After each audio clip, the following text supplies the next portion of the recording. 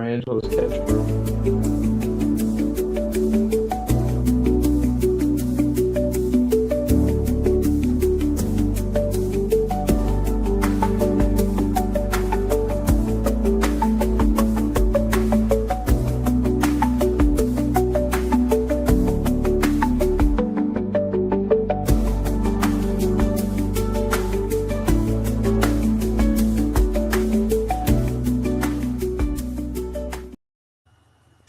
Good evening and welcome to Anime-Zing Radio here on Facebook, YouTube, and Twitch. I'm your host, Doug Engler. Joining me in the co-host seats as always are our good friends, Miss Angela Rose.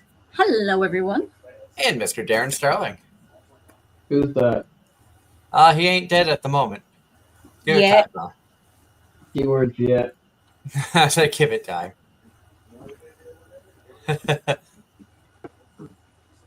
About to say, I have standards to uphold here. And tonight, there's been some big news that dropped in the entertainment world this past week, and it's past couple of weeks, I should say.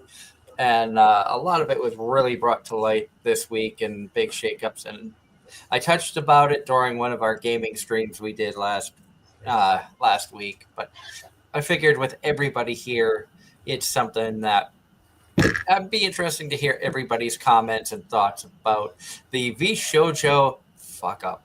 And I usually don't swear, but it was a huge fuck up by VShojo. I was going to say, wait, when did you turn into me? I'm usually the one cursing up a storm. About to say, There's no other way to say it than the VShojo fuck up.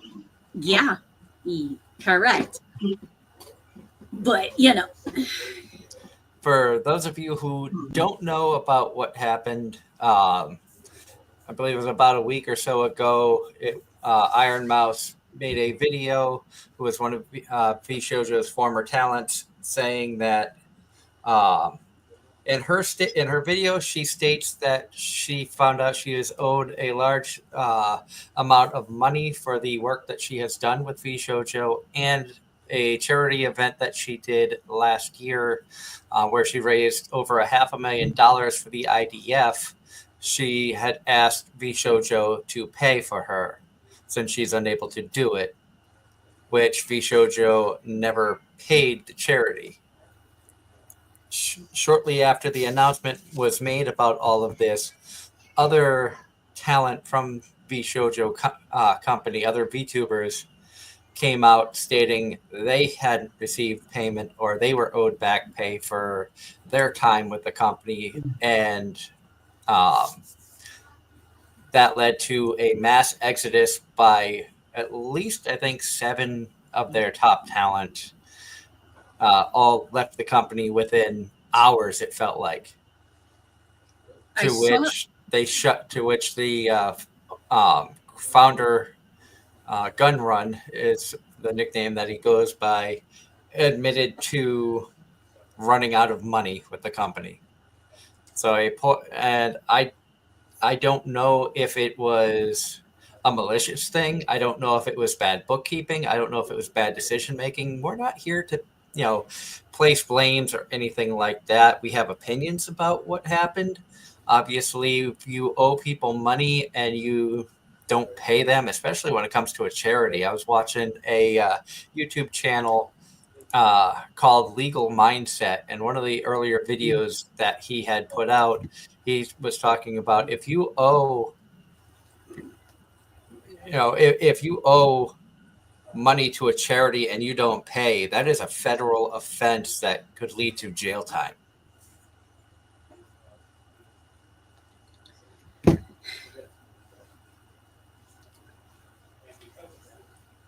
So it's interesting to see.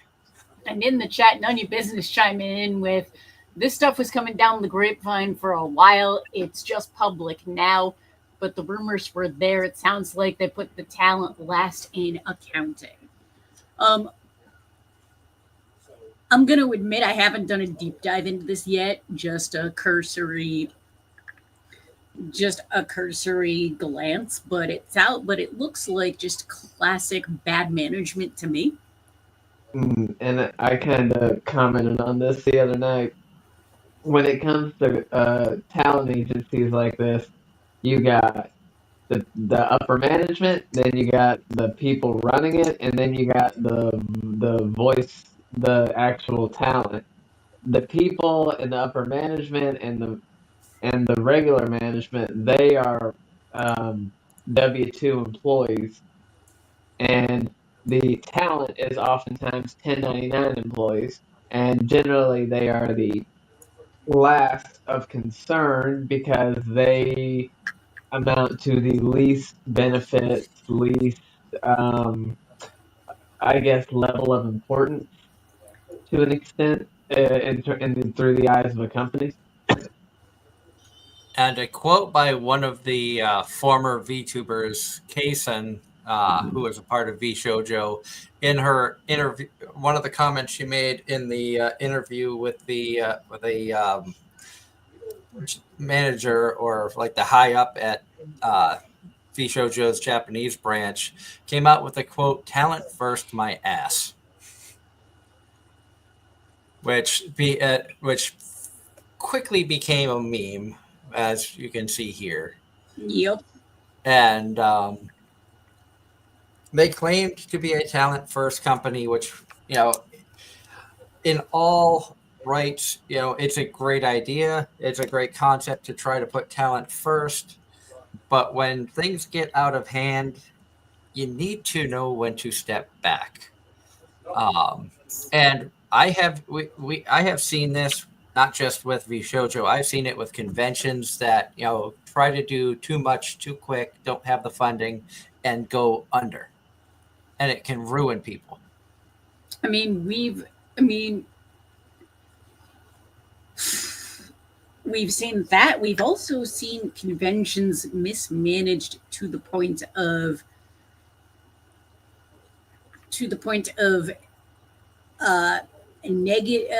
a large amount of negative publicity on social media on top of a lot of damages, if you will. Oh yeah, I can think of two conventions, not naming names off the top of my head, that have had issues of the like. And none of your business is adding to our conversation, which is weird because the talent is who cultivates the customers. But as Darren said, there are fiduciary responsibilities, and someone will be left holding the bag. And that's absolutely right. I mean, we to a certain extent see this on some levels with we see this in sports and sports entertainment as well, where an entity or a team or an organization gets so mismanaged, and the talent are the ones that usually suffer. Oh yeah. Yep. And the fans of the talent suffer. Well, yes. And I will say, hats off to all the fans of Iron Mouse who have come together since all of this came down. I saw a post earlier that claims that Iron Mouse and her fans have raised over $1 million for the IDF, and she's going independent. I saw a live stream, caught a little bit of a live stream earlier this week that she did. She's not doing the live streams as often right now, for obvious reasons. This, Probably until this blows over. Well, it crushed her. From a video I saw by C-Dog VA talking about it, he said that Iron Mouse has a hard time trusting people in general. So to be a part of a corporation like this, to feel like they were supposed to have her best interests, and then to just fuck her over as bad as they did, and just that is a huge emotional scar that they've left. And hats off to Iron Mouse for coming out and talking about it as much as she could. I know she's working with lawyers and only saying what she is allowed to say right now. Hats off to her for still trying to stream and still, trying to keep her way of life going. albeit in a different direction than what she was doing. But also, hats off to the fan base, because the stream I was a part of, she had, I think, almost 10,000 people watching when I tuned in. So her fans are there and showing full support. So, I love seeing that, and I know that a lot of the other VTubers, that their fan bases are standing behind them as well. So, it just makes you wonder, is this the first domino in a chain? Are we gonna see something similar in HoloLive and some of the other corporations out there, or is this going to be a learning experience where the other corporations are going to be, we don't want this to happen to us. Let's take a good look at the way we're running this and figure out if there's ways that we can improve to avoid a financial collapse like with what happened with VShojo. My guess is the answer is actually yes. I'm sure we're going to see at least one more of these collapses, probably not to this scale. But I also do believe there's going to be other companies that take the lesson and actually manage everything properly. And on top of that, I think a lot of VTubers that are part of a management agency are going to be re-looking at their contracts and seeing what all they actually signed up for. I know that most of them, from my understanding, do read their contracts, and a lot of times they have to sign off on stuff they're not 100% on board with. So I think there may be some challenges to those contracts coming up. And probably some negotiations, if nothing else. I know VTuber Shy Lily put a video out saying that she had been approached by VShojo at one point in time, but there were too many red flags in the contract that they were trying to offer that she didn't accept it. And anybody who's interested in seeing these videos, you can find them all on YouTube, searching the pages of the respective VTubers on, like I mentioned, Legal Mindset, the lawyer who has been covering the story and breaking things down from a legal point of view, as an independent point of view. I should state he doesn't represent VShojo. He doesn't represent any of the talent. He just gets all the information he can about the situation and then puts out the knowledge that he has based on the laws that he knows, so that us as the public can get a better understanding of it. I in no way, shape, or form have any experience in law or stuff like that. I'm sure you guys don't have much, if any, experience either. So we just go off of the information that we have and then generalize an opinion based off of the information. Yep. I mean, business I have experience with. Law, not so much. Due to the position of owning a business, I have a little bit of both. And on top of that, when I was in college, because yes, I did attempt college, business courses were what I took, and business law was one of them. And we got into contract law, and we also got into the structure of the businesses, and how they're ran. So, and like for instance, North Carolina is a verbal contract state. Good evening, Mario. I hope you're having a wonderful weekend. We're starting off the topic tonight talking about the VShojo mess. Feel free to chime in, anybody who's tuning in, if you have questions, comments, stuff you'd like to add about the just plain fuckery that VShojo has done. I have sworn so much this episode. I'm gonna start taking a drink every time you drop an F-bomb. I mean, I feel like we've hit Bizarro World, because usually like I said, I'm usually the one cursing. I when this first dropped, I was furious.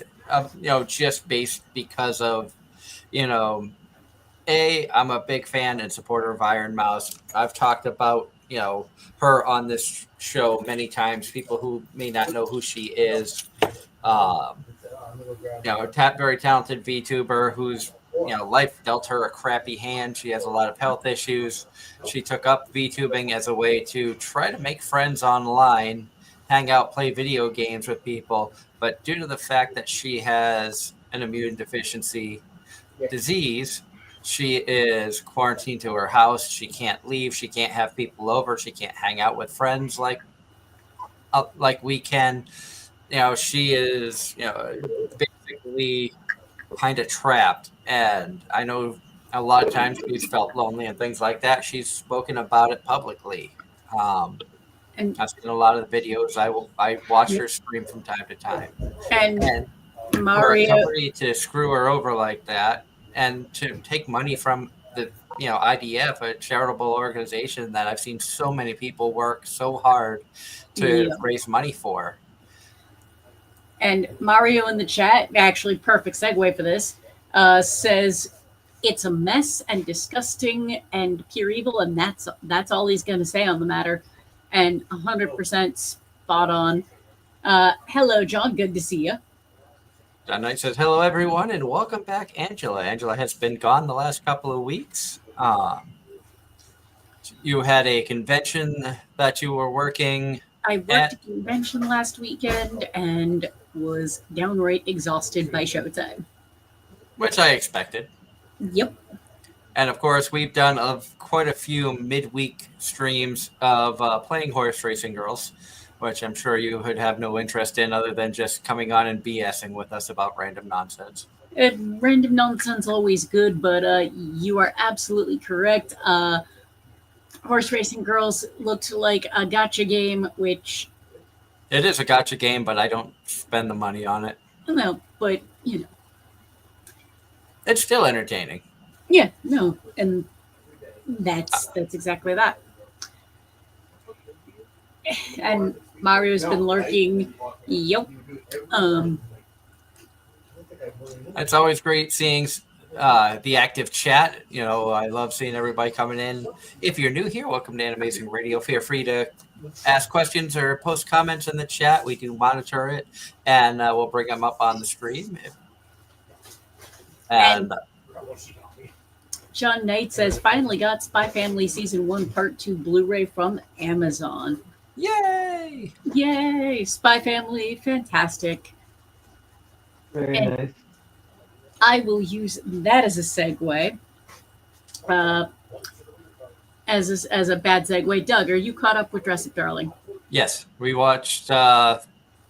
We caught up on Dress Up Darling, Toilet, Vending Machine, and Call of the Night today because I was actually home all day. I got home about 3:00 this morning, was able to sleep, and then we had most of the day to just chill and watch some stuff. Because I'm caught up on exactly 3 shows right now. One of which is not technically ongoing from last season because it's a 24. We binged. We got behind and then binged Dress Up Darling and Kaiju 8 yesterday. I will say this much. I feel bad that you couldn't get into the story in season 1 of Call of the Night because season 2 has been so much better. And it just feels like what's going on in season 2 is right up your alley. I didn't like the writing, and I felt like the 2 main characters had 0 redeeming qualities. But all of the things you said to try and tell me on it were accurate. Like, it was visually gorgeous, the score fantastic. Just was not for me. And that's why I said, watch it, continue to watch it, because season 2 is so much better than season 1. And there's like a new mysteries that have come up. Now they're trying to solve a mystery surrounding Nazuna. And I don't want to spoil anything because I know Darren hasn't seen it yet, but And now we're going to go back That's to crazy. chat. Mario bringing us back to, or you know what? We're going to do this out of order. Uh, on the later notes, John Knight says he finished watching Apothecary Diary season 2 dub, and it was a great season. He enjoyed every moment of every episode and the Mau Mau greatness. Absolutely, Apothecary Diaries, one of my favorites, probably of all time. It definitely top 3 for me. It I almost want to put Apothecary Diaries Freer in 1 and 1A with Realist Hero third. I see my tastes are so all over that I feel like I can't really compare Apothecary Diaries to others that are on my favorites list. So, me. But bringing us back to the serious stuff, Mario says he hates that even the new members who more recently joined VShojo got screwed over anyway, and then says, "What new stuff are we all watching?" In response to the new members that got screwed over, that includes Amelie, who is a very talented voice actress in her own right and had joined the company for her VTubing thing. And she was only there a couple of months before all of this really was brought to public's eye and quickly left. Yep. So, Ange, I'm curious. Why didn't you ask me if I'd seen the most recent episode of Dress Up Darling? Because the last time we talked about anime, you hadn't watched anything. Well, I assumed you wouldn't have had the time to catch up. well, you'd be incorrect. Fair. I just looked on Twitch, and ironically, Amelie is streaming right now. So are you actually caught up all 4 episodes? Yeah. So good.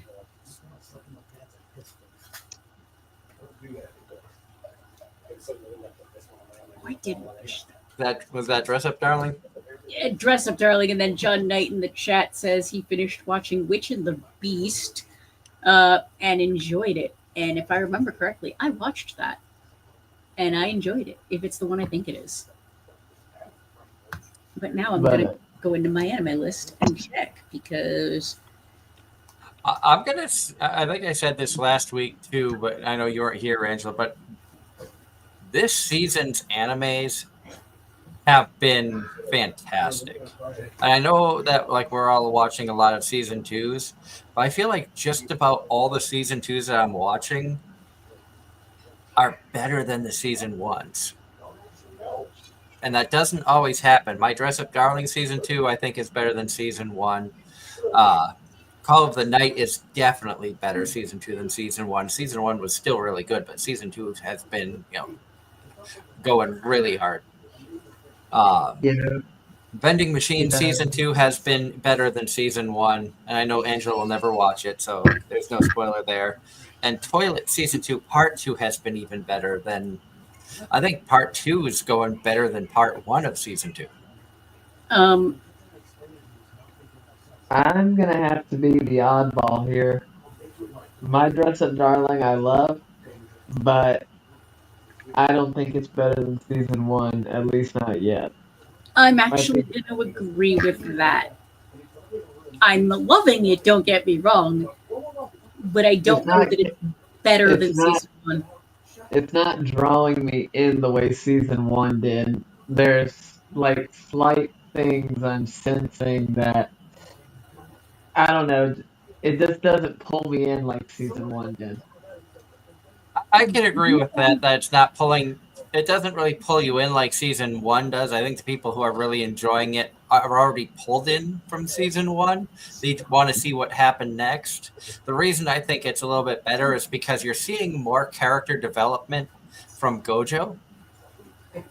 Like a lot of the feelings that he has, a lot of the fears he has, he's slowly confronting episode by episode and being surprised by the people around him not acting the way he's expecting them to act, and they're more welcoming to him and more appreciative of him, which he doesn't know how to handle. So in that retrospect is where I think it's a bit better.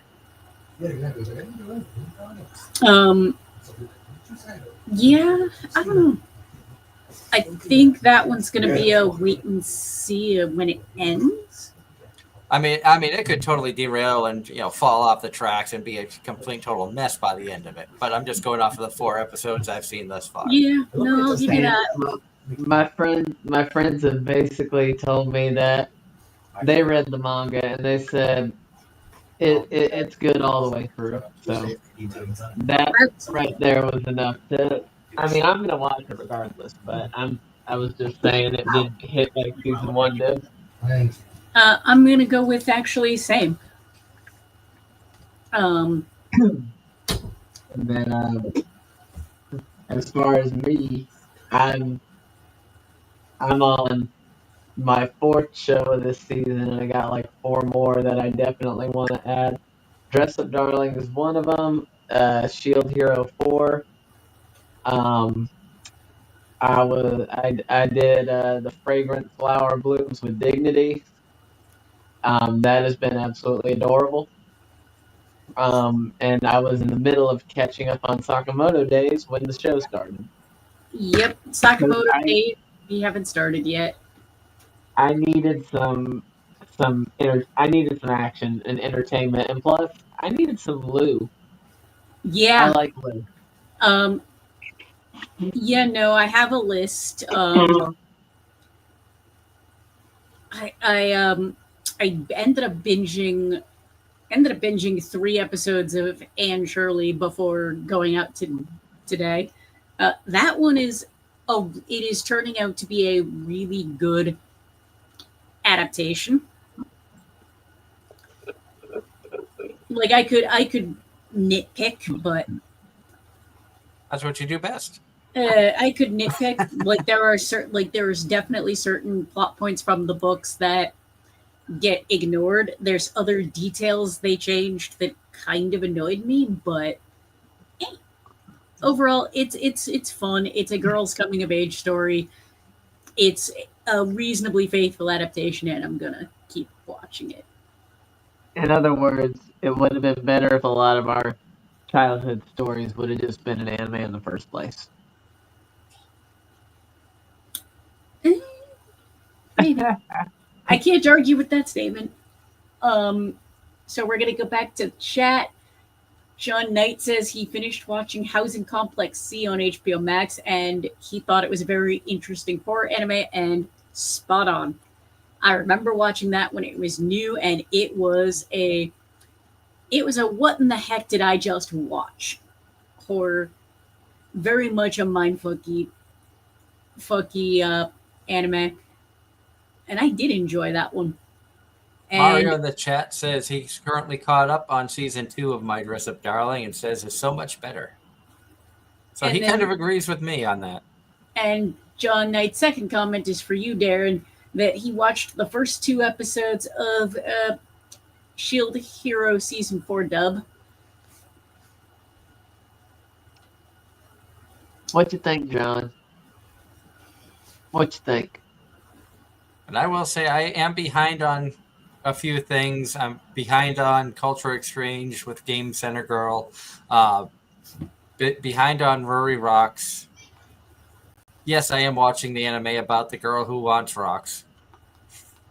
And it's I'm actually been kind of interesting, but the main character, the Ruri, is a very annoying character. I'm more interested in the rocks themselves because I love going to the stores in the mall that sell amethyst, quartz, stuff like that. I've always been fascinated by gems and stones and stuff like that. I had to take that in college. I had to take a earth science of some kind of course, and we ended up going through all the damn rocks, and minerals and gemstones and all that fun stuff. Quartz, pyrite, all that. I am behind on Turkey. Seventh Prince, I think I'm caught up on, and Outcast Restaurant, I think I'm caught up on. You're not watching the Yuri one, are you? Which one's Yuri? No freaking way I'll be your lover unless. I have not started that one. I didn't know if that was one I wanted to watch or not. That's on my list. And then another one, the Sisters one, I'm debating. I've seen a couple of clips from there that make it look interesting. I need to finish the Amagami Sisters. I fell like 6 episodes short of that. I'm also behind on Scooped Up by an S Rank Adventurer. You know what?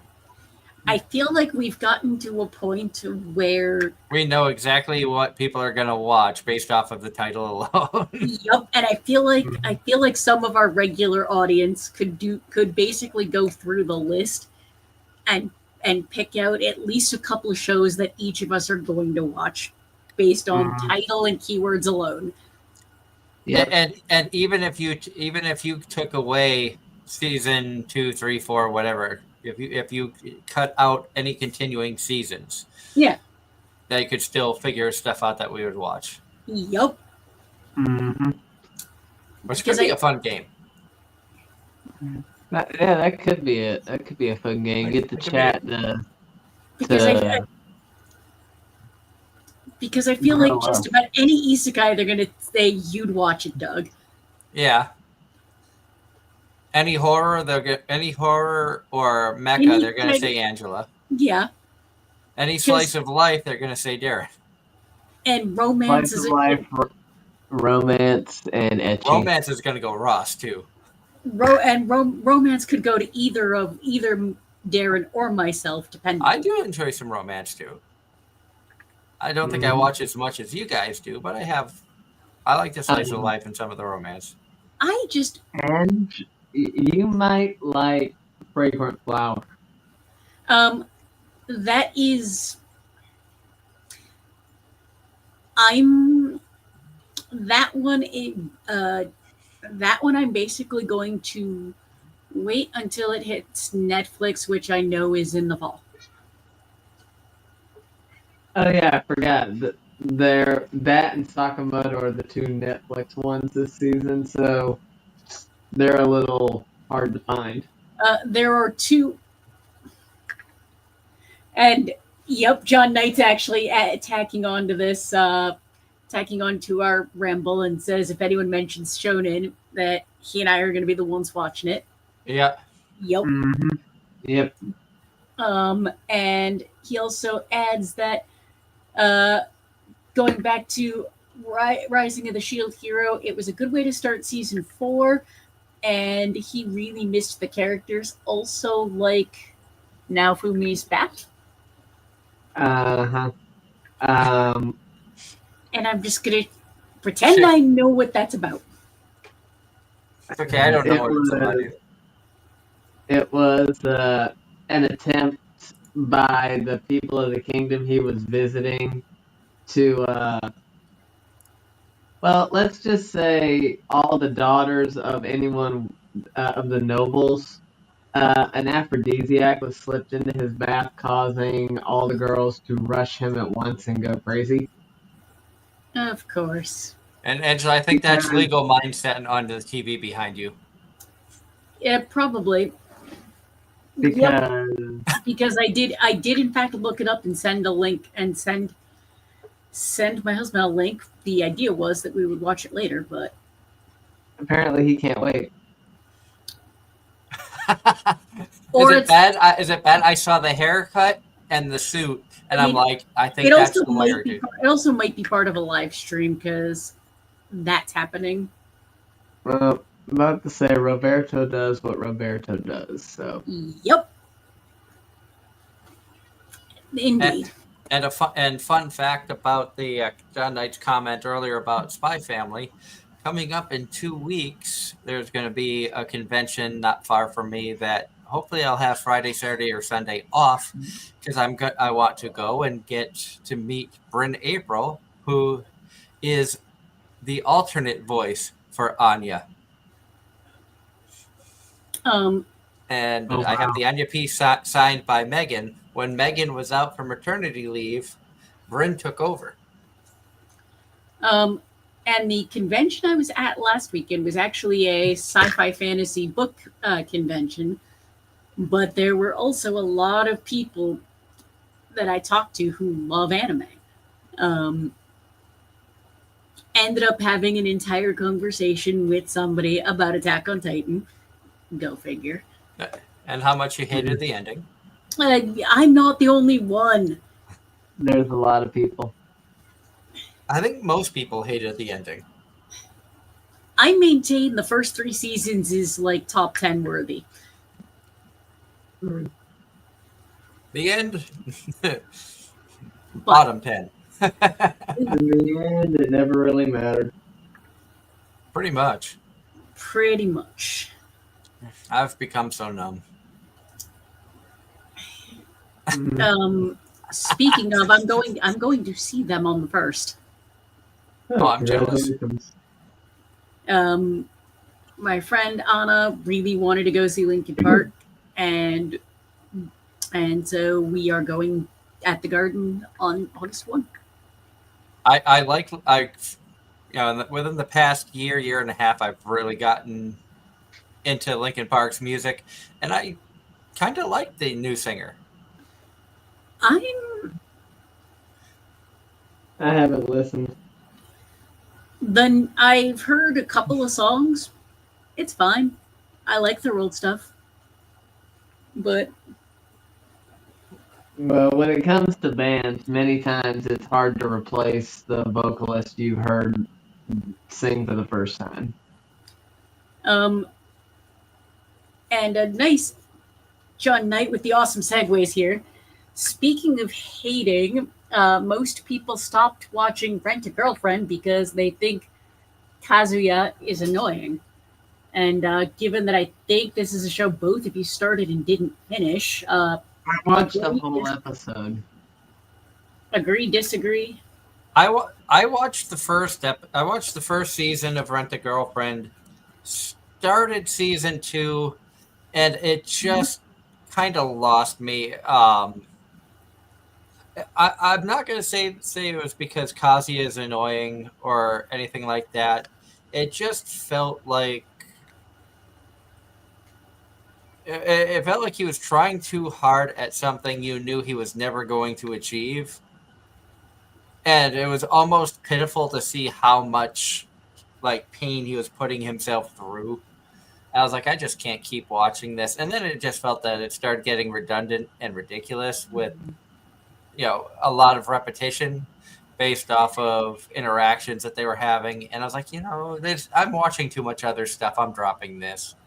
And from the sounds of it, I made the right decision after hearing, more of what happens in the source material.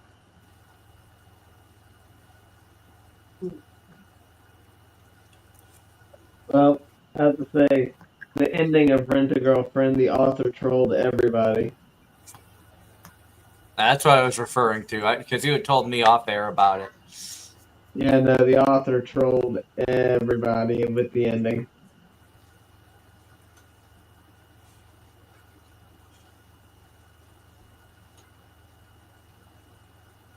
And speaking of animes, I know we touched on this a while back, but Gigik has produced his own anime that he wrote, and that should be coming out, I think, sometime in August. I know he said he wants to do kind of a theatrical, or like rent out a theater for friends and family and people who worked on it to go and see it, and then he was going to put it up on his YouTube channel.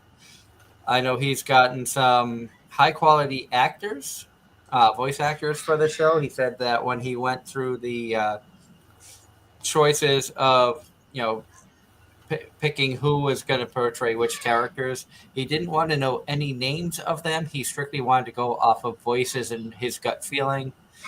And apparently a couple of the ones that he picked, one was a up and coming young voice actress who apparently since, getting one of the lead characters in his show has gotten leads in multiple other shows. Yeah. And another one was a very well-established voice actor Also, the person that he has doing the music for his anime also did the music for Maiden Abyss and Apothecary Diaries, amongst, I think, like 30 other shows, Holy crap. Um, including some Pokemon. Hmm.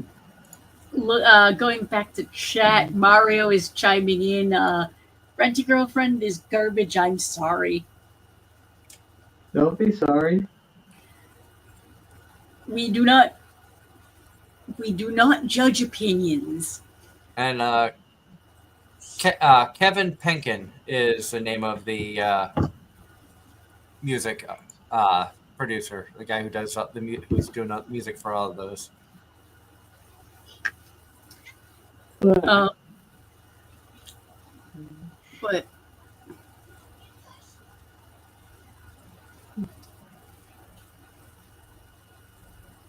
But throwing a little bit of promotions out on stuff we have absolutely nothing to do with, just people who we support.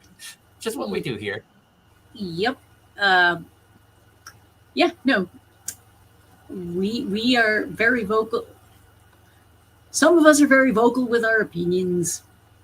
However, we will never actually disrespect anyone or anything Yeah. even if they're wrong. because opinions are exactly that.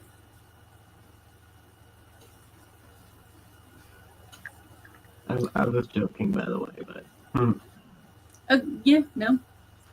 And John Knight says that he finished Windbreaker season 2 and said that was a great season. It absolutely was. John, I agree with you on that. The character development was fantastic. They're even more of an ensemble. And yeah, still very shonen. what did I just do? I don't know. I'm not there.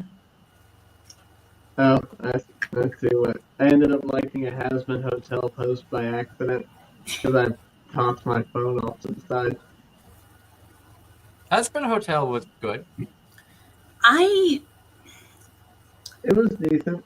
I mean, I didn't think I was going to like it, but it turned out to be halfway decent. I enjoyed predominantly the songs that came out of it were quite catchy. Catchy? Yeah. I've been told it's If nothing else. one of my friends one of my good friends absolutely loves it and suggests that I watch it. And yeah, I think that's going to be one that I just kind of ignore. It did if you ever choose to, it's easy to binge because the episodes are not that terribly long. It's one of There's only those. 7 of them. It's one of those. What the clips and stuff didn't like. It didn't grab me. It didn't grab me. And then I heard something about like the creator being problematic, and I'm just like, yeah, nope. Yeah, I just like Alistair. I didn't think I was going to like it. My wife got me to sit down and watch a couple of episodes with her, and the more I watched it, the more I got into it. And I'm with Darren. Alistair's my favorite of the characters. He's a radio demon, and he's got some of the funniest one-liners, and I don't even know if they're supposed to be funny. And an example of it is that they had like a board meeting or something, and all hell broke loose. And he just walks out of the room after like all sorts of chaos ensues in this meeting, and he just sits there and goes, "That was a productive meeting."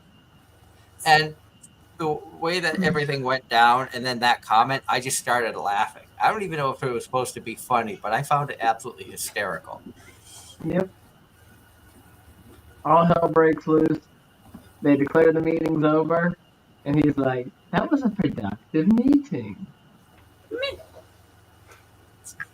My favorite line out of him was probably his ending bit in Stayed Gone.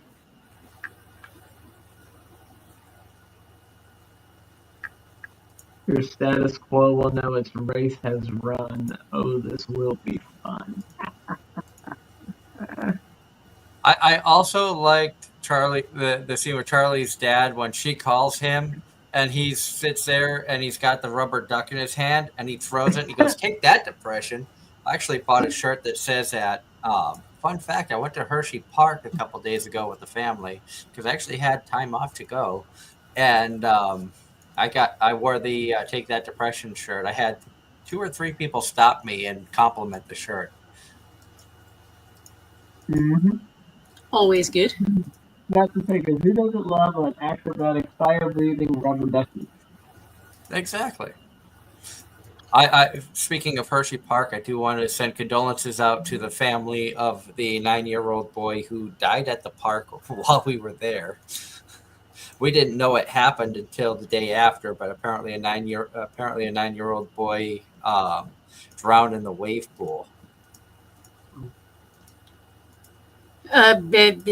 Oh, So like I said, thoughts and condolences to the family of the child, and hopefully, I know Hershey Park, like any amusement park, tries their best to not. You can never fully eliminate stuff like that, but minimize the chance as Mitigate. best they can. And Mhm. hopefully, stuff like that doesn't happen again. Unfortunately, it's gonna somewhere, but at the same point in time, the question comes out of where were the parents when that was going on? Were they nearby? Did they just let the 9-year-old run off and do what they wanted and nobody paid much attention? You just don't know the whole situation. I know with my daughter, we were holding her hand walking through the park and stuff like that. She had a great time. She rode so many rides. We found out she does not like the swinging ship ride. She went on the child version of that, and she did not care for that. The children's roller coaster was a little bit scary, but it was okay. She liked the swinging chairs, and she liked the mini Himalaya. She didn't want to try the full-sized ones, but she enjoyed the kid ones. going back to chat, John Knight says that he watched Kaiju 8 Season 2 Episode 1. Now, are we talking actual Episode 1 or are we talking the interlude day off? Because both were actually good episodes. I'm guessing whatever is dubbed. And Um, that's why I ask, because I don't necessarily always keep up with dubs, especially shows I'm watching subbed. I see. Actually, all 3 episodes that are out on Crunchyroll have been dubbed officially. And that So means the season 2 E-X, season 2 13, and season 2 14, episode 14, okay. all have been dubbed. So it could be either or. Yep. Oh, the OVA. It is. Yeah, that was a fun little bit.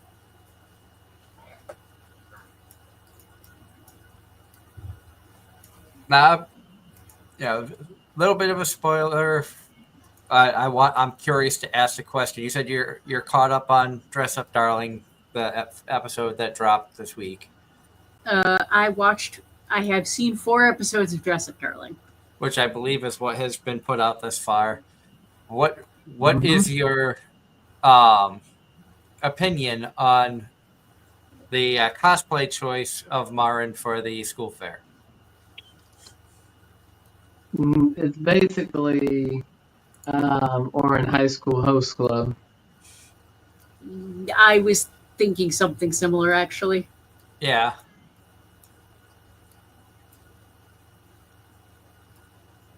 I want. What was the name of Vic's character in that? Was it Tomaki or something like that for Host Club? The blonde haired one that was like the one in charge. The president, Yeah. Tamaki. Tamaki. I kind of get similar vibes to Tamaki based off the character she wants to cosplay. It's just really funny knowing that that character in all essence is actually a girl dressed up as a guy, kind of like a Haru situation. So It's been so long basically, since I've seen they, it, but they kind of merged the concept of Haruhi and Tamaki together. yeah, They gave a Tamaki appearance, but a Haruhi origins. yeah.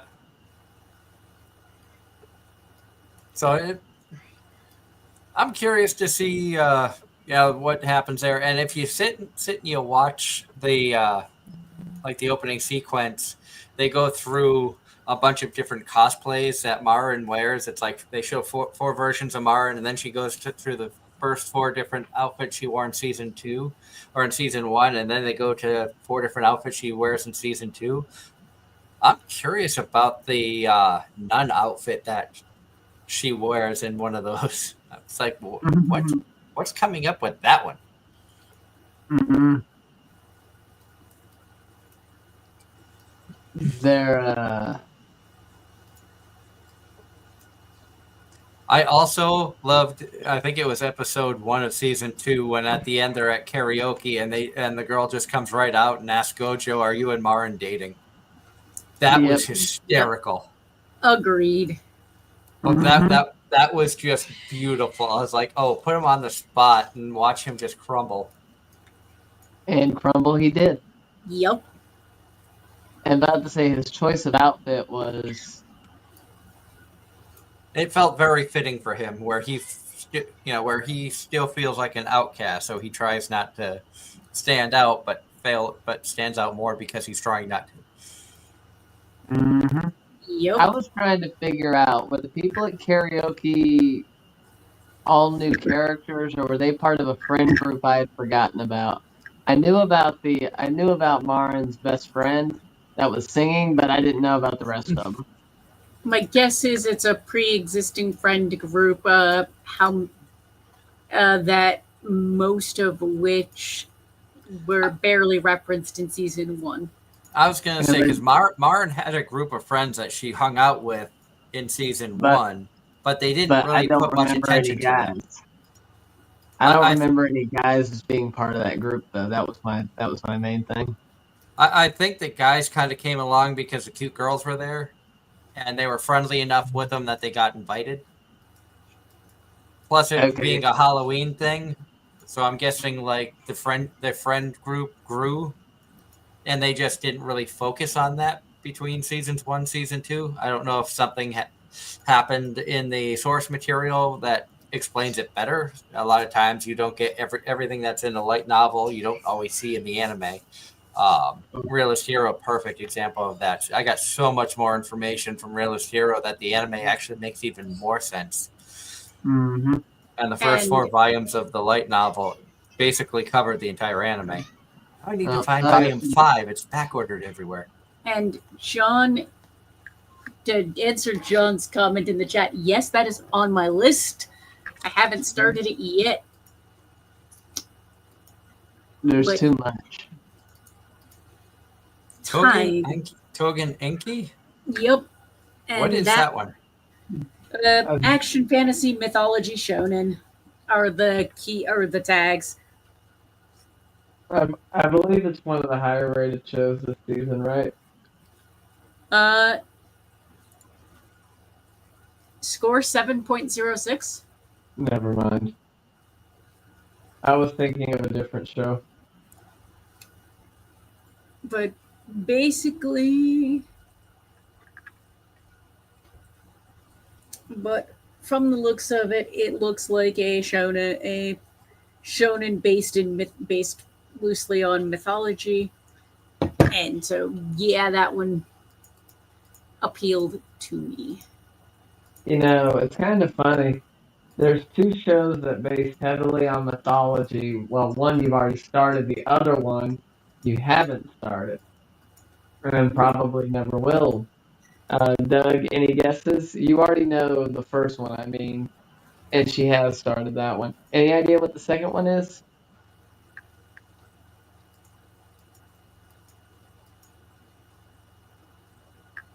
Seven Mortal Fins? I have no idea.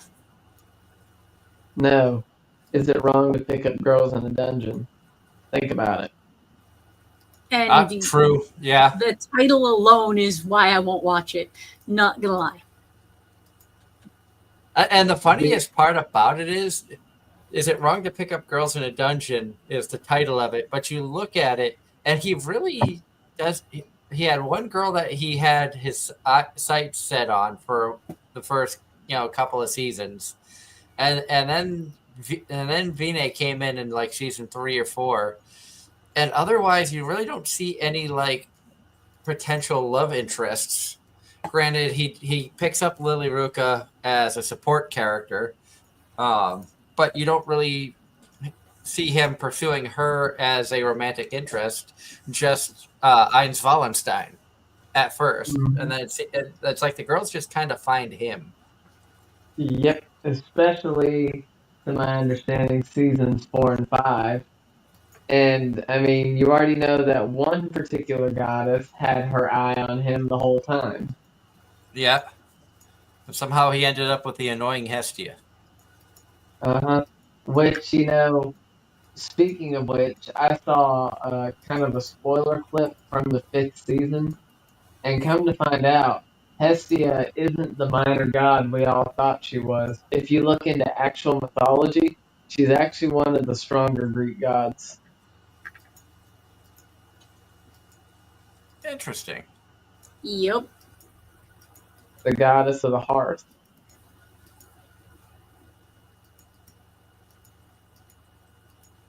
Which is why she started off with Belle and has slowly, or in some cases rapidly, grown her familia. Mm-hmm.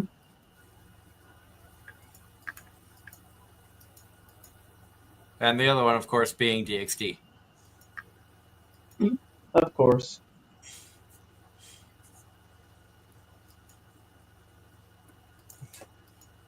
I'm trying to think what's some of the stuff that we've talked about over the last couple of weeks when Angela was gone there, and I forgot. We've touched on a bunch of random stuff. Racing, horse racing, and how it affected the real life horses and the history of the actual horses that they were named after. I would have to say if Angela was any of those horses, she would probably be closest to Goldship. I could see her just walking up and drop kicking somebody. I agree. What?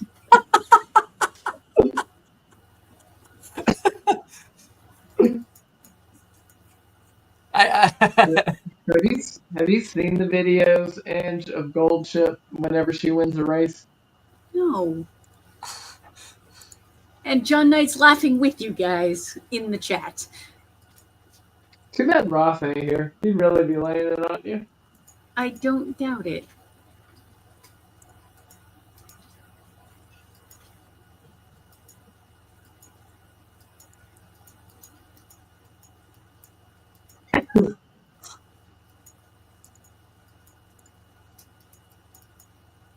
Let's see. Other than Horse Girls and VShojo, what else has happened? I'm going to send you a link, and just so you know what we're talking about.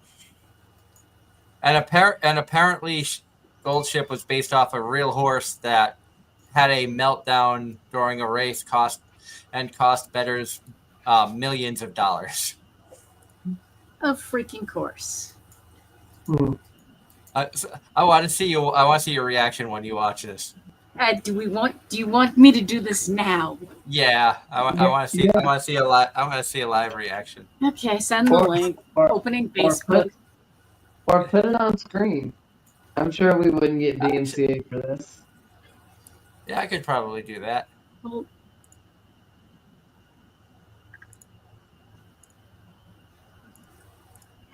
what in the heck? Really? Just what in the heck? Right here you go for the people watching.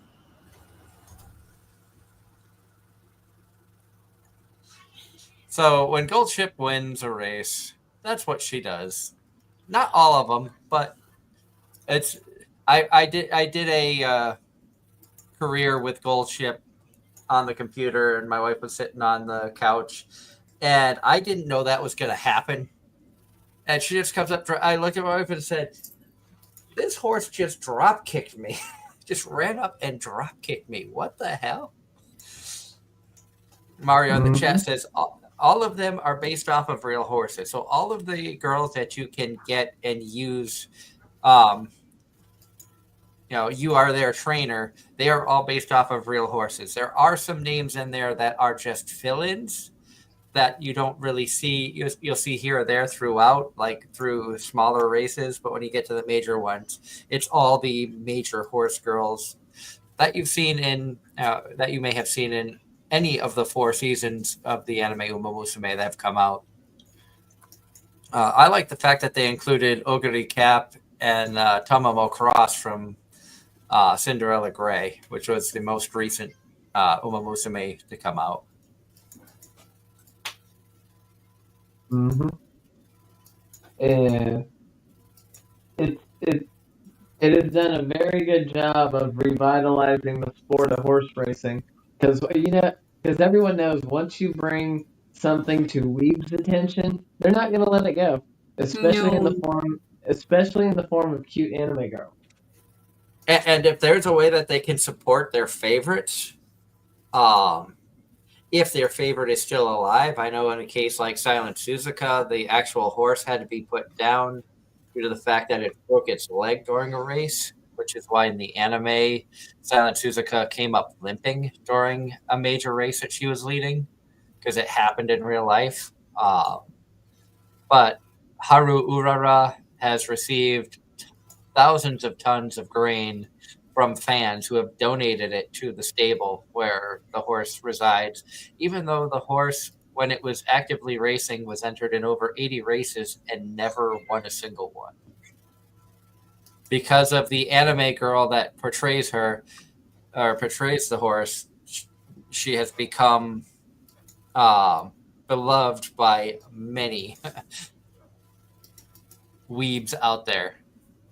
Mm-hmm. Yep. And that is probably a stable that may produce future champions just because of the treatment they've been getting because of her. Mm-hmm. So it's interesting to see how anime can affect things. Like you wouldn't think that a show, like a regular show or a cartoon or a manga or something like that, could have a big effect, and then you see, this game come out, which I think the game was out first, went to an anime, and then it turned into an even bigger game. Yep.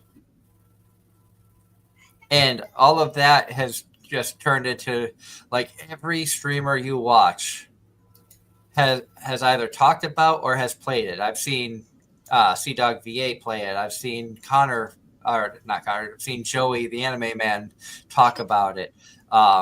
Premiere 2, Pete has played it on his stream a few times. Ludwig, I think I've seen play it. Several VTubers play it. Even some people that aren't into anime and not into games found out about it and were like, this is actually interesting. And granted, yes, it is a gacha type of game, and if you want to try to get the best get the best stats for your horse girls that you can invest money in. I just go the slow burn. I mean, granted, if people want to pay for it, I'm not. Microtransactions were the downfall of all. Like, when did the microtransactions really start? Was it Farmville, Cityville, Angry Birds? I think it may have even been before that. I think it's any. You could probably get it back all the way to like World of Warcraft with special DLC content, things of that nature. I think you're right. I think even League of Legends, you can buy skins for the characters and stuff like that. True. Well, let's say, like I said, I remember back in the day, Adventure Quest being able to buy the guardianship for extra perks, and that was back in 2004, 2005. But I was saying microtransactions really became a thing, I think, at least on the mobile platform after the Angry Birds saga in the early ages of the smartphone. I think even Neopets had microtransactions back, when that first started out. If you want to go old school. I mean, I feel like there's the term coined at the time was referred to as freemium, where the game was free to play, but if you want anything decent, you have to pay for it. Right. Mm-hmm. Which at the same time, I look back and I say I don't want to invest any money in these games, but I think back to arcades as a kid. How many dollars, how many quarters did we put into an arcade game to sit there and play for hours? Mm-hmm. To either aim for a high score or to get tickets to spend on prizes that literally cost nothing. So, like a gacha game, I don't think is really any different than that. We just view it differently because, okay, now you're, instead of having paper cash or coins to continue working towards a goal, now you can just buy it online and just invest it that way. And, and gacha is just such an easy thing because for not everybody, but most people that I know love gambling in some way, shape, or form, whether it's scratch tickets, whether it's, Poker, sports betting, casino. Gotcha is no different. You don't know what you're gonna get when you go to, like, I work hard to gain the currency for getting cards or more characters to train is carrots. To get a 10 pull, you need 1,500 carrots. So I work hard to do careers and try to get goals and stuff like that to gain those carrots. Obviously, you could spend 20, 30, 40, $100 to get a bunch of carrots so you can get better stuff quicker. I'm just working slow to try to gain it that way. Mm-hmm. Yep. Where was I going to go with this?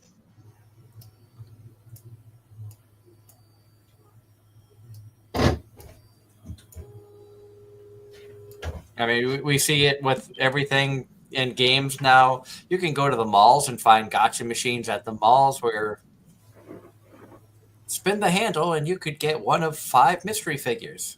Or you have the mystery boxes everywhere. Blind boxes. I mean, the blind boxes. Or you can go to a convention and buy a mystery box for $500. Yeah, like we did. Yep. And at some point, I have to figure out when I can get down there to get Amelia. Mm-hmm. And that reminds me. Unless you want to come up here on your vacation. Unfortunately, I'm not going to be slowed down until winter. I can already tell you that right now. I have people blowing my phone up for service, and I have some of my regular customers begging me to come sooner than what I was already scheduled. So that's both a good thing, and this is driving me crazy. It's a good problem to have. Yeah. Except when it's not. But the heat this weekend has been like brutal. Like yesterday was really, really bad. And today the real feel was like 112. So I mean, I don't do anything on Sundays unless I'm truly behind, but I didn't do jack today. I think the real feel tomorrow is going to be like 107, 108, which is still more tolerable. Oh, good Lord. We're up here and I've got to work in the rail yard this week. I'm going to be working afternoon shift, so like 3 p.m. to 11 p.m. at least. Could be later than 11 p.m. Looking at a high of 93. Tuesday and Wednesday, 95 with rain. Thursday, it's going to be cooler, but I have Thursday and Friday off. Highs of 79, rain on Thursday and possibly Friday morning. Saturday, high of 81.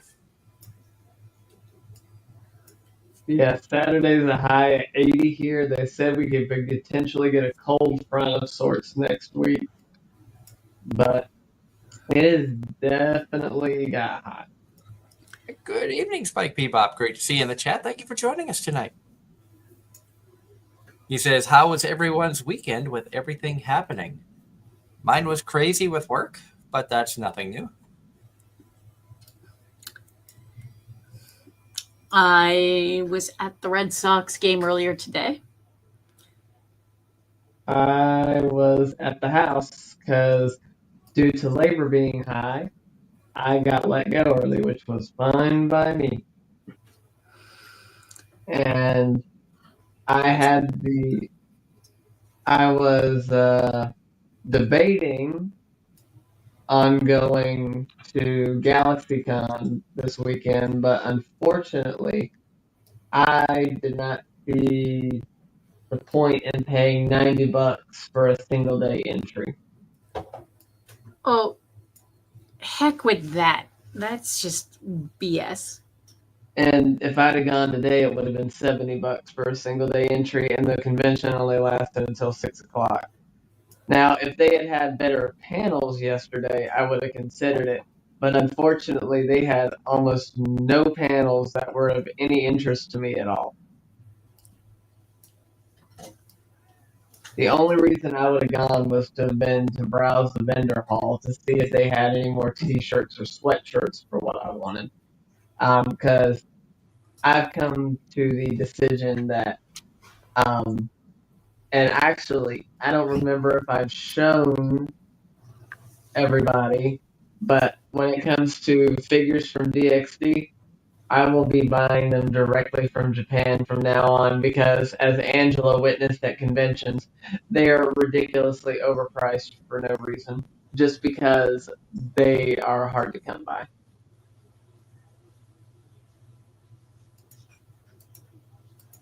And Spike says he's just keeping up the news while not letting me down.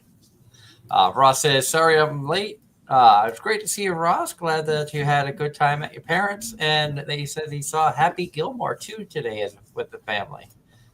Yep, My wife watched that recently. It dropped yesterday, I think. This weekend at some point, yes. Yeah. And hello to Cheese Platter. Great to see you. We've got so many awesome people in the chat. Love seeing the interactions. I hope everybody's having a wonderful weekend. Thank you for tuning in. We started off the show tonight talking a bit about the VShojo mess. And just how ridiculous it is. And the more stuff that comes out, the more of a mess we see. I will say, that at least the president of VShojo admitted to all the wrongdoings and stuff. He didn't try to cover anything up. He said, "Yeah, we just basically screwed up. We tried something, it didn't work. We took money that we shouldn't have to try to bail ourselves out, which put us in even more debt, and now we can't do anything." And unfortunately, a lot of people got hurt because of it, which very poor business model. And as I mentioned before, hopefully the other companies look at this and kind of take a review of what they do with their VTubing talent. And I really don't want to see any other VTubers affected like this has done to so many that were a part of the company. I mean, Anime Boston brings a lot of HoloLive VTubers in from all over the world. And I know HoloLive's got I'm not sure how much talent they have, but it's not uncommon to see 8 to 12 HoloLive represented VTubers on the docket for Anime Boston. I think we've seen at least 8 each of the last 3 years.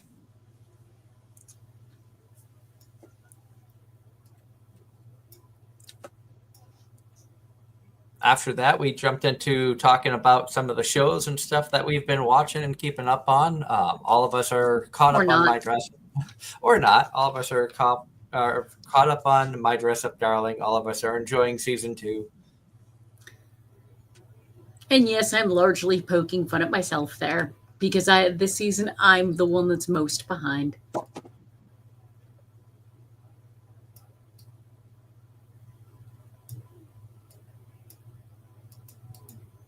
Yes, it is Anime-Zing Radio 1.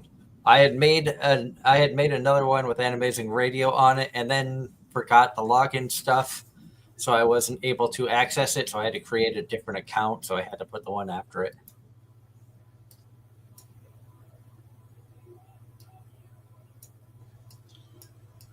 So that is my Twitch handle. So if people want to find us over on Twitch. It is Anime-Zing Radio 1.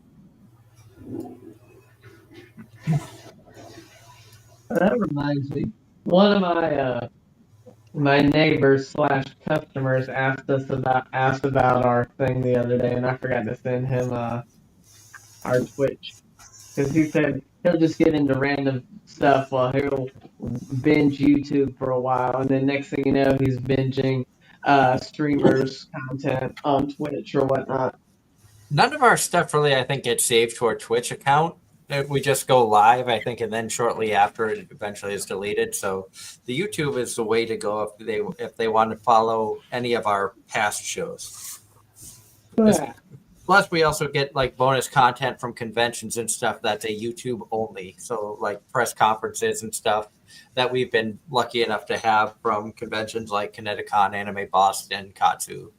All of that goes up on our Facebook channel. So.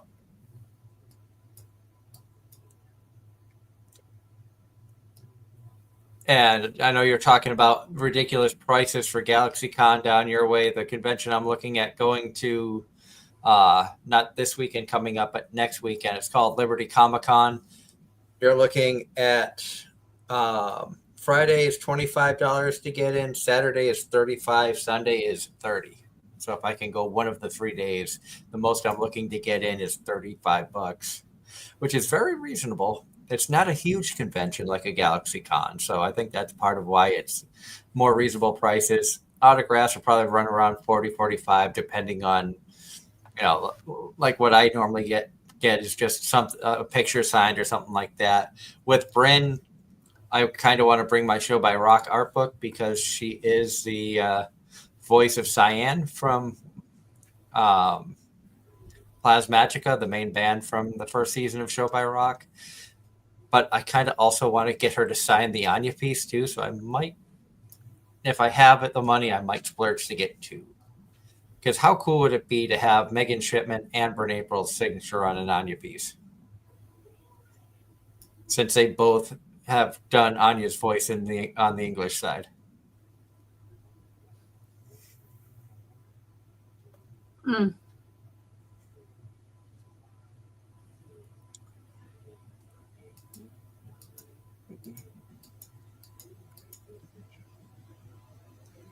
And Andrew said you had been to a convention last weekend, the sci-fi question for books and stuff like that. How was that, and how did that compare to other conventions that you've done, like a PAX or Anime Boston or Comic Cons? It's definitely a different vibe. Definitely more. I definitely did a lot more panels. I also worked, so there's that. But it's definitely a smaller, more close knit group, and definitely an older audience average. And Ross in the chat. Question for Angela, probably or probably not. Have you checked out this season Cultural Exchange with a Game Center Girl anime yet? This is the first time hearing about that one, Ross. I've heard about it. I watched like 1 or 2 episodes of it.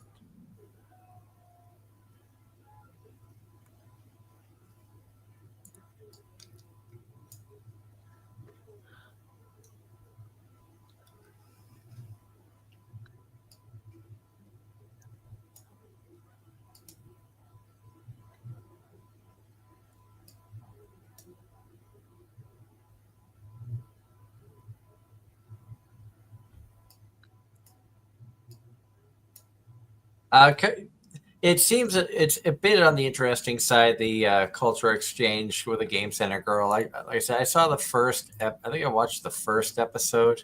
Yeah, and it was kind of cute. It's interesting. It's a young girl who goes into an arcade. I believe she's from England or the UK because they gave her an English accent. She speaks in English and kind of draws the attention of one of the workers there, and they kind of start talking and things like that. And somehow the girl is trying to get a plushie out of a vending machine. The boy finishes up his shift, so he goes to help her. Now he wins the plushie she was going after, gives it to her. It seems like it says here that he receives an unexpected message from her the next day. It says, "Be my Valentine," and that starts a misunderstanding between the Japanese and English culture. So it seems like it could be kind of a love story thing, but I'm not 100% sure. Like I said, I've only seen the first episode. I'm 3 behind. The first 2 episodes are dubbed, and I believe, Ross, you said that Bryn April is the voice actress of the main girl. Her name is Lily Baker. So could they go any more about a plain English name? Lily Baker.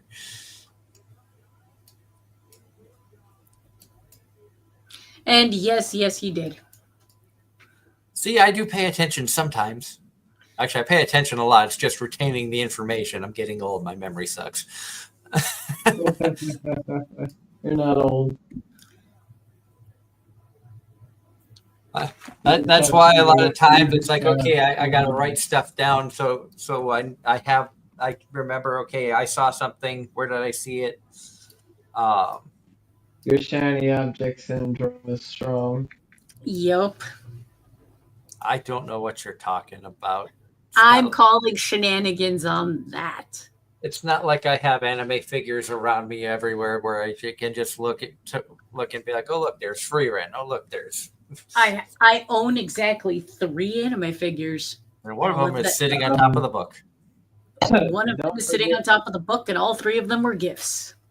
And don't forget, you have a 4th one sitting at my house. Yep. That will probably also end up on the desk.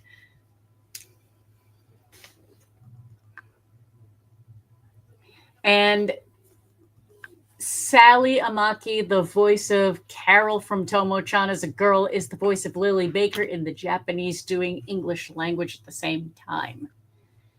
So another bilingual. Yeah, and I know this name, Sally Amaki. I think she was going to be somewhere potentially too. I know at the Liberty Comic Con coming up August 8th through 10th at the Greater Philadelphia Exposition Center.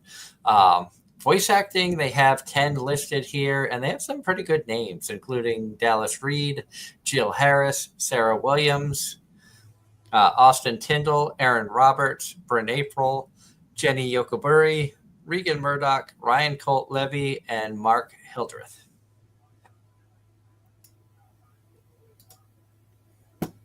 Like I said, Bryn is the big draw, but I also kind of, if I had the extra money, I would probably go for Jill Harris's autograph as well, because she voiced Hifumi from the anime new game that I enjoyed.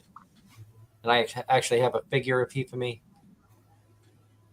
I have a little Nendroid of her. Sarah Williams is one of the voices of Hello Kitty. Jenny Yokobori is a voice for Cinema Roll, if you're into the Sanrio characters.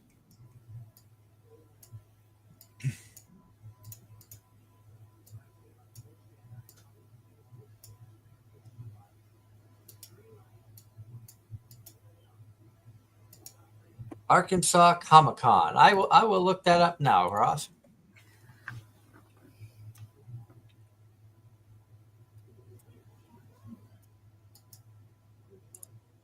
Arkansas Comic Con coming up September 12th through the 14th at the State House Convention Center. Let's take a look at the guests they got there.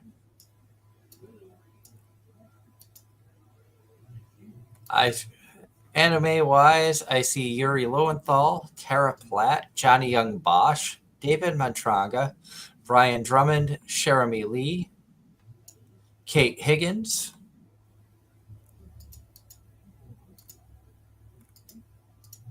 So they've got some big names there. Jeremy Lee, wonderful lady. We've been lucky enough to meet her a couple of times, and she was the first voice actor I ever had the honor to interview. So you could kind of say that she was the gateway to starting this show, even though she's never been a guest technically on the show. I was co-hosting another show at the time.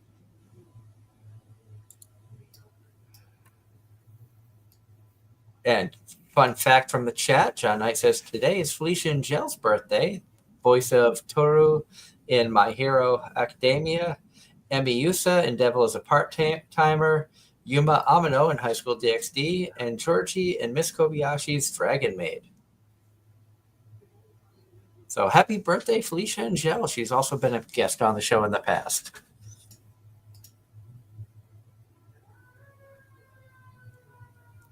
And typical sounds of Boston. Fire. Yep. Mm-hmm. I still love the fact that we actually got like a good reaction from her by comparing her to Goldship. I know, right? It's like of all the horse girls, that's the one I could see her the most like because she can be feisty and fiery, just like Goldship can. Mm-hmm. I can't even argue this logic. I can just be what in the heck. And it's not like we're saying it to be mean. It's like just trying to compare like personalities. It's like, no, Goldship. And a lot of people like Goldship. Hey, Doug, check out the video I just sent you.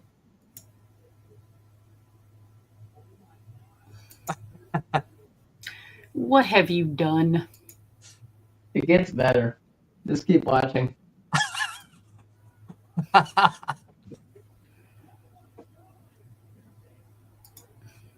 Okay, that's funny.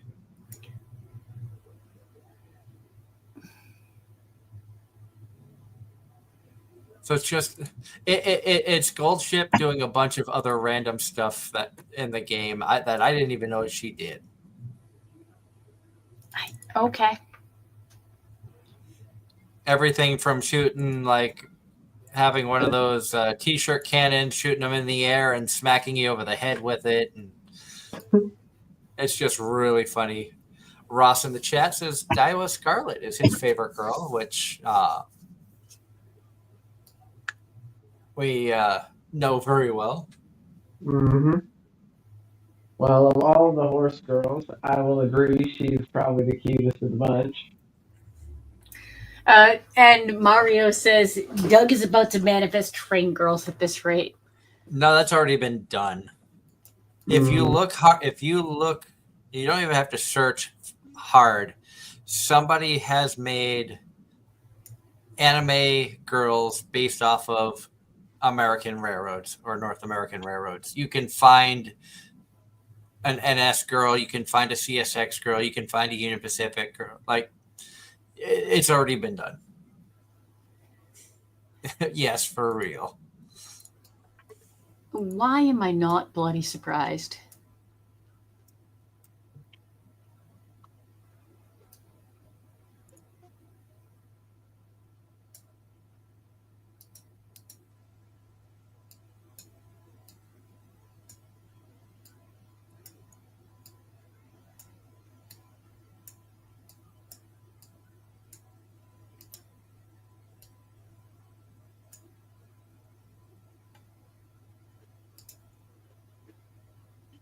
In fact, just to prove, there's your CSX. I'm not sure what that is.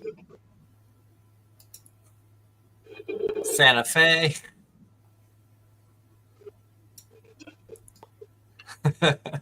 What's your thoughts, Angela?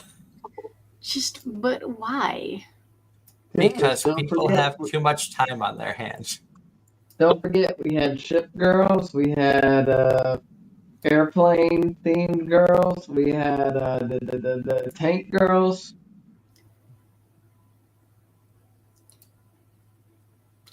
I ended up talking.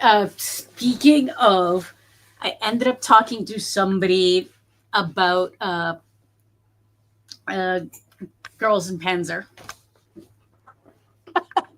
Yeah. It was they had a shirt or something from it, and they were surprised I knew of it at all. And you're like, I do a podcast, Yep. and the main host of it was obsessed with that show forever. Pretty Mhm. much. The host and his sponsor. Yeah. Yep, pretty much. That was my response.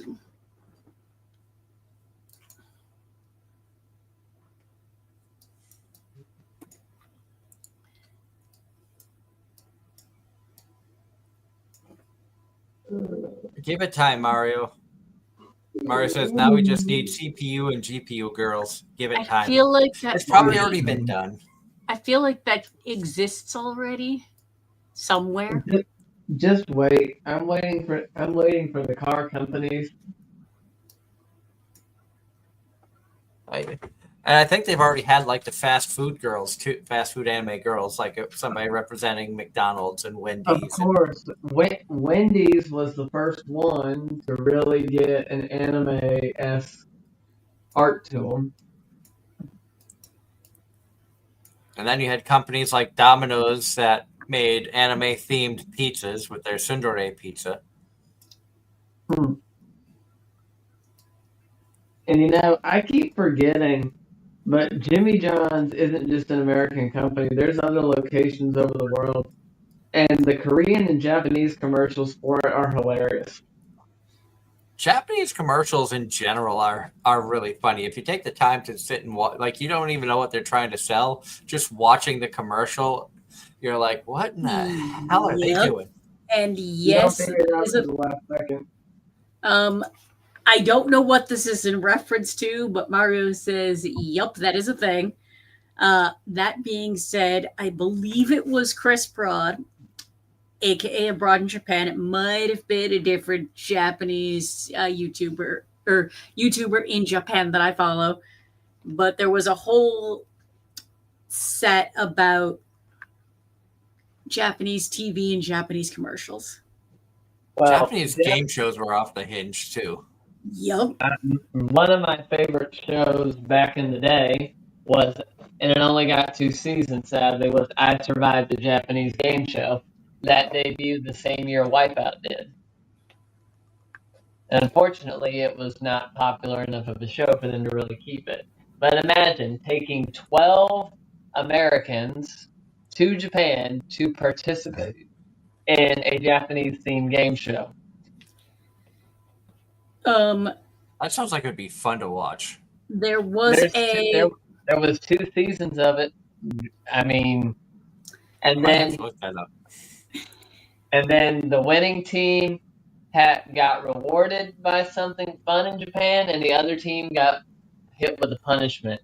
One of the punishments was actually cleaning the Japanese rail system. I ended up watching what amounts to a documentary. They did a thing in Japan where they did a contest to see if somebody could live literally for an extended period of time on nothing but what you won in contests. So, Mr. Beast challenge. Except this went on for over a year.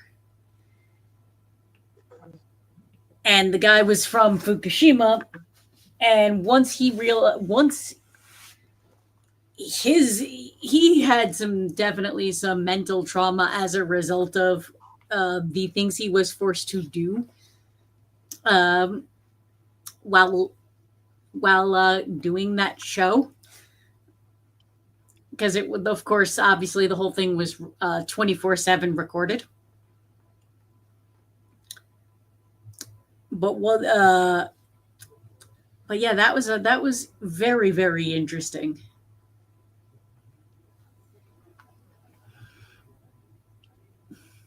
Sounds it. I remember I used to love Wipeout. I always thought Wipeout was a fun show. It was. The reboot sucked, but Yeah. My favorite of the Japanese imported TV was Ninja Warrior, but the American version. That was something else that aired around the same time. And the American version is garbage, or not as good. If you want the better American version of it, go back to American Gladiators. that was a good show. I loved watching that. Doug, there's a documentary about American Gladiators that is very much insightful to the behind the scenes of the show, and very relatable. It was very relatable to what we started the night with. And I'm just going to say that. If you find the link or know where to find it, shoot me a message, because I'll probably forget. I believe that one was HBO Max. I could be mistaken. Yeah, I think it was HBO. Okay, I don't have that, so I wouldn't be able to watch. But like I watched a documentary on the making of We Are the World that I think was on Netflix, and I was like, really? That's kind of fast, because I didn't realize that whole song was like recorded and like the music video recorded and everything in one night, right after an award ceremony. I was like, that's insane. The amount of planning that went into it, and the fact that they were able to get it all done in one night. That John Knight says the greatest night in pop. The amount of talent they had on that. And Ross in the chat says, question for everyone in chat and hosts. If you were to bring a classic anime series that's considered lost media today, like 80s to 2000s, what anime do you think you would want as a reboot series that others have not seen? Are we picking one from between the 80s and 2000s? Because I got nothing. I said between 1980 and 2010. Okay, and we need I don't really know. I don't know, because I mean, bring a classic anime that are considered lost media today. I don't know. I don't think I ever watched stuff from that time frame anime wise. I mean, Serial Experiments Lane would fall into that, but I'd hardly call that necessarily a classic, and I don't know that I'd want it rebooted.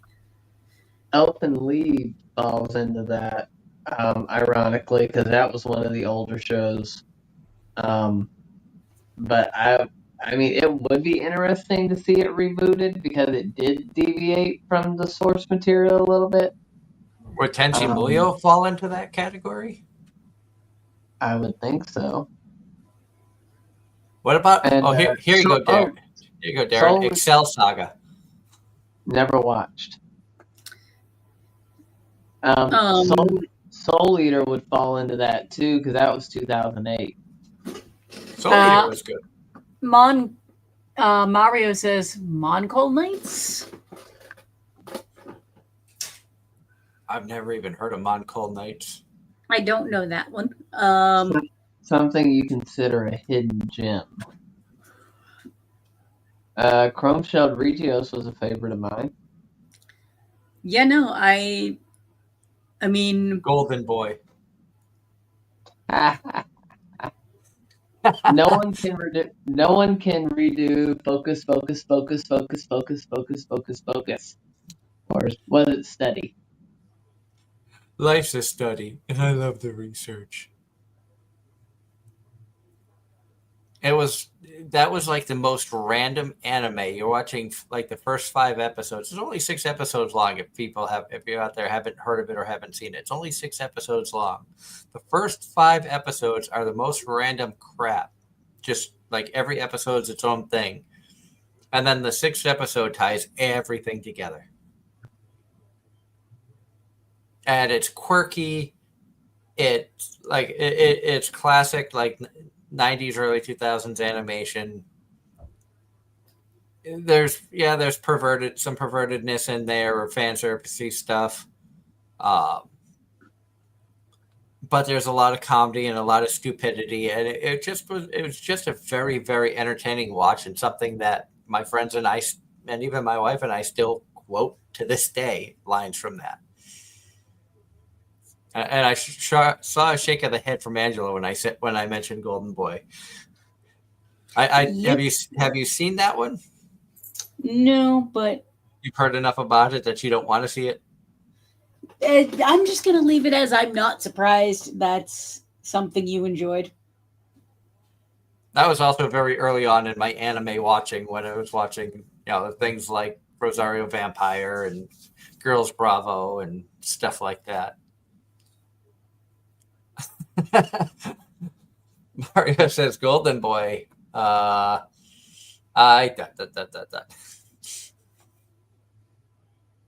says Tattooon Master. I think would be a good one. OVA 2 episodes. It has a dub.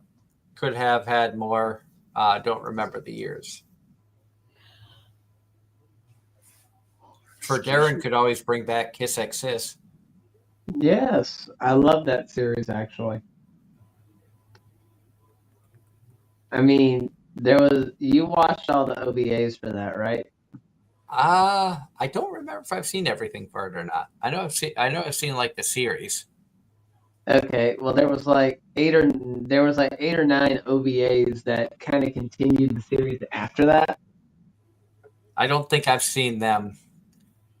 You need to. Are they on WCO? I believe so. I might have to check that out. I would have to go back. Now, question. To Love Room managed to get one. Do you think we'll ever see a Kiss X system?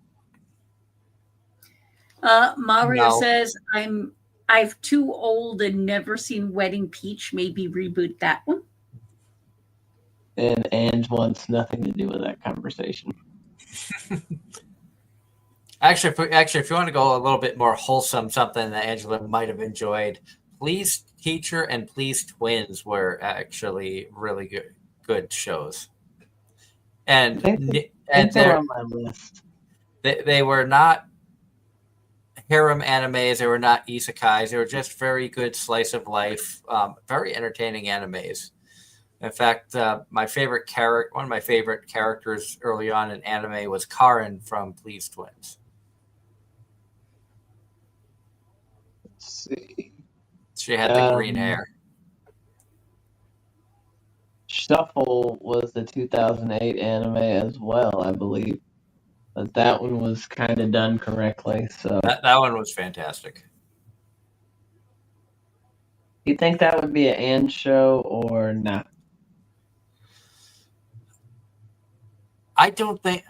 In all honesty, I don't think it would be Angela would watch one episode, think it was too tropey, and drop it. But we have the KKK, which isn't what you think it is. Then what is it? The Knights of Kisikaide. Eh,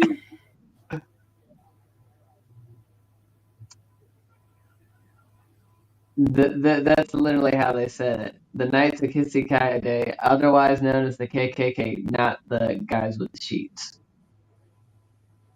That was how the dub portrayed it.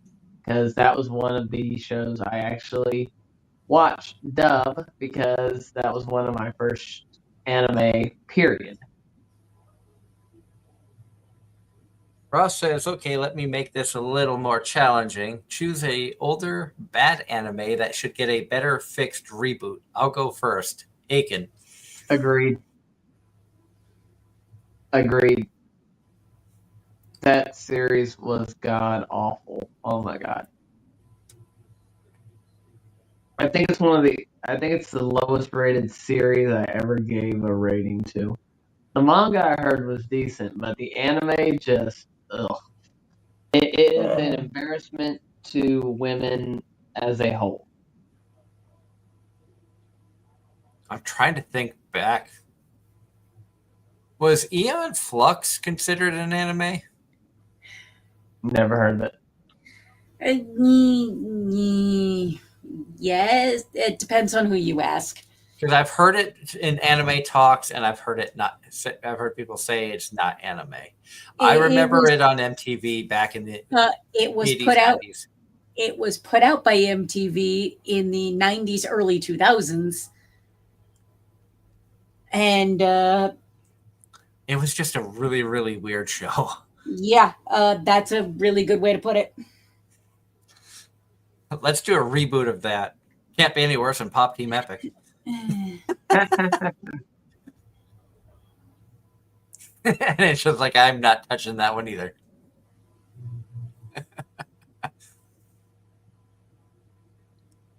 Ross says, here's another one, Sakura Diaries. I've never heard of it. I don't know that one either. I've heard of it. Actually, I think I own the collection of it at the house. It was something I got in a grab bag. Actually, I think it's in my closet.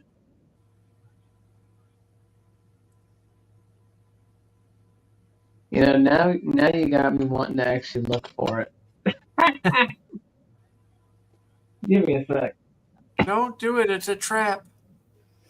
No, it was a decent series from what I remember. I don't remember the details on it, but like I said, I think I have the box set of it because it was in an etchy bag I got from one of my first conventions.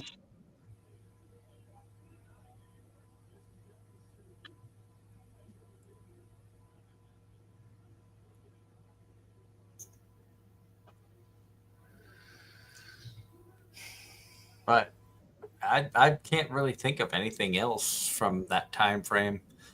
I can think of like cartoons that I grew up watching that I wouldn't mind seeing rebooted, but I'm sure they wouldn't be as good if they rebooted them now as they were back then. Stuff like Danger Mouse. That was one of my all-time favorites. Did you ever watch that one, Inge? No. If I remember correctly, I believe that was a Nickelodeon cartoon.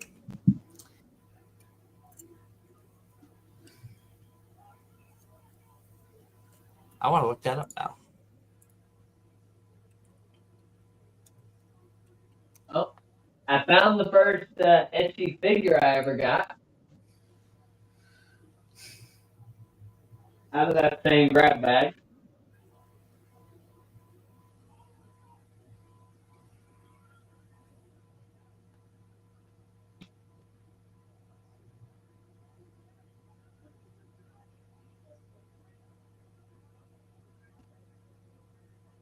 It said Danger Mouse is a British animated television series.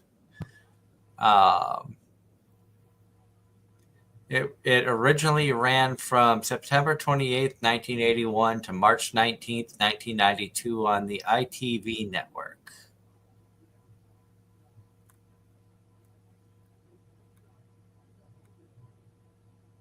Um, And it said on June 4th, 1984, the show was the first animated show to appear on Nickelodeon in the United States.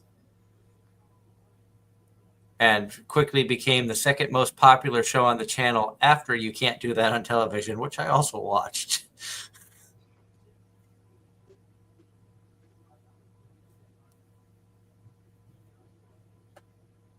So I didn't realize it was that old. My God. So it appeared on Nickelodeon in 1984. I'm old. Oh. Okay. I know it's here somewhere, but I'm not digging through all my DVDs to find it.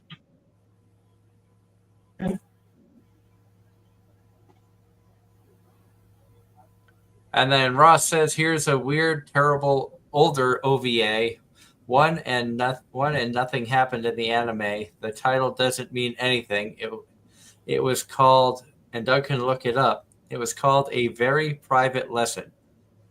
It's not a naughty anime, just pointing that out. I will take your word.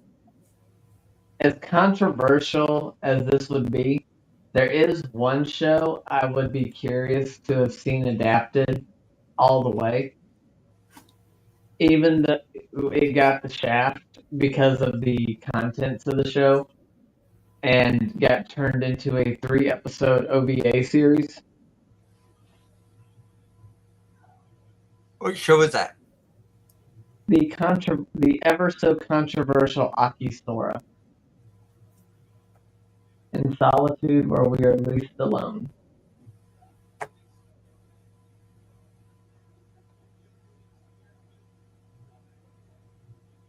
Because it was originally supposed to be a 13-episode anime, and they axed it to 3 episodes for obvious reasons. Mario says, Darren, no, God.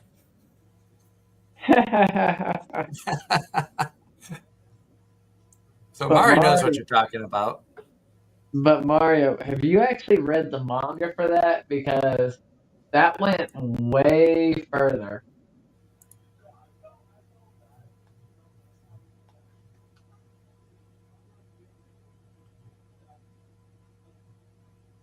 And yes, I actually read the manga for that. Mario says if we could only get a Hagani reboot, I would not be opposed to that. Hagani was a fun show.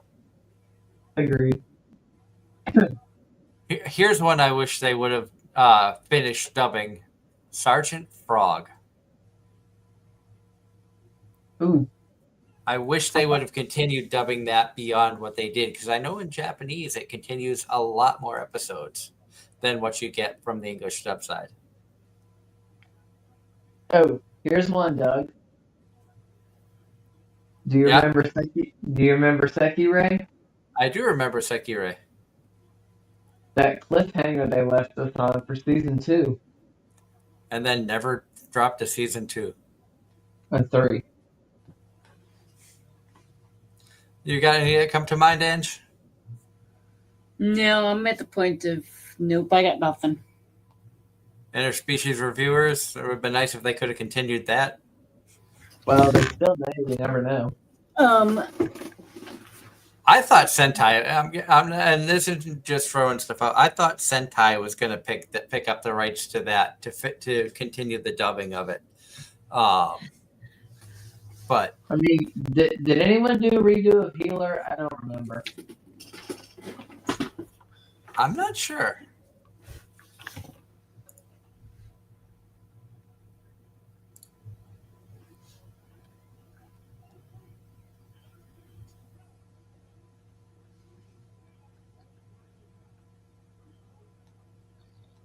And Redo Healer is not on.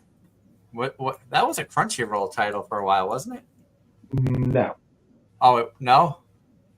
No. Redo of Healer was one of the ones that wasn't picked up by anybody. I thought I'd seen it on there. I don't think so. Because the contents of it were too extreme. Oh, High Dive has it. And just Japanese English subtitles. So High Dive has Redo of Healer. I knew I'd seen it on one of the streaming sites. I just couldn't remember which one. It definitely wasn't Crunchyroll.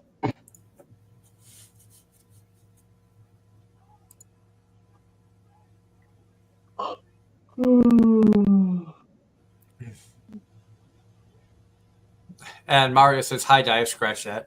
He said it wasn't picked up by anyone. Then he says, scratch that High Dive, which I just said. So a little bit quicker than you, Mario, but that's okay. I love the fact you guys are out there doing the research and have the information too. We got the greatest fans that tune in. We really do. Agreed. And Darren's even gotten to meet some of them. Mm-hmm. We got to hang out with Ross for a bit. Yep.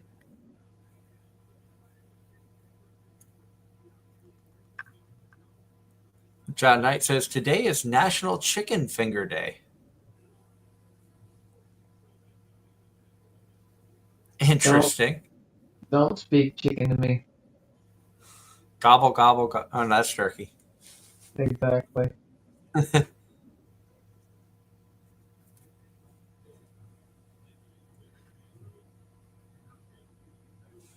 The real question is, after you finally leave Bojangles, will you ever eat there again? Probably. And the reason I say that is because I was a Bojangles fan prior to working there, and I will probably be a Bojangles fan afterwards. Because even when I go on vacation, at the very least, I miss the tea. And I won't lie, Bojangles, especially down south, Bojangles, I think, takes the cake for fast for the chicken restaurants. I put Bojangles one, Popeyes a close second. I will say Bojangles was fantastic. And then I'll put KFC above Chick-fil-A. And Ross says one last anime reboot, Rosario Vampire. Which is true because they didn't follow the storyline either from the source material. They went all over. Yep. Which is why it never got more than 2 seasons. I wanted to see Medaka Box continue. They left off with literally the best character in the whole series making his appearance. What about getting a second season of No Game No Life? Never happened, but okay. Oh, speaking of which, did you hear about all the controversy surrounding our guild receptionist? I did hear about that. What? Oh, you haven't heard about this? No. Okay, so one of the illustrators for Guild Receptionist was in hot water for some stuff that he did, causing the work to get pulled from circulation in Japan. That's a shame. Guild Receptionist was so much fun. It was a really good anime.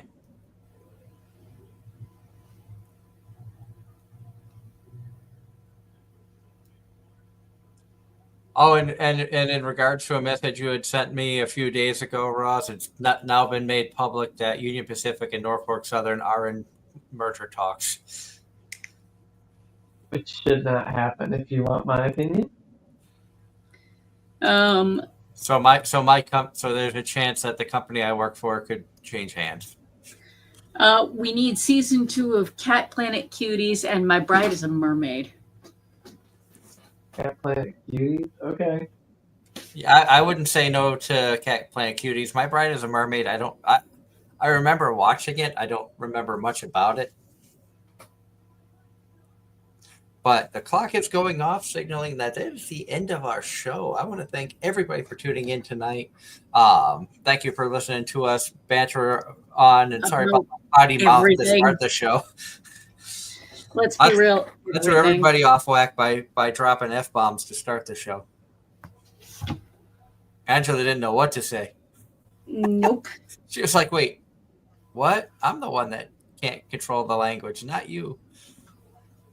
I maintain that. But until next time, and I will be around for next Sunday's show on the 1st, or the 3rd, I'm sorry, July 3rd. I hope everybody has a wonderful night. Have a great week. Stay safe out there. If I'm able to, I may stream some horse girl racing again throughout the week. Like I said, if I'm able to, might be a Thursday or a Friday thing. But until then, stay safe, have fun, and we'll see you again here for more Anime-Zing Radio on Facebook, YouTube, and Twitch. Bye.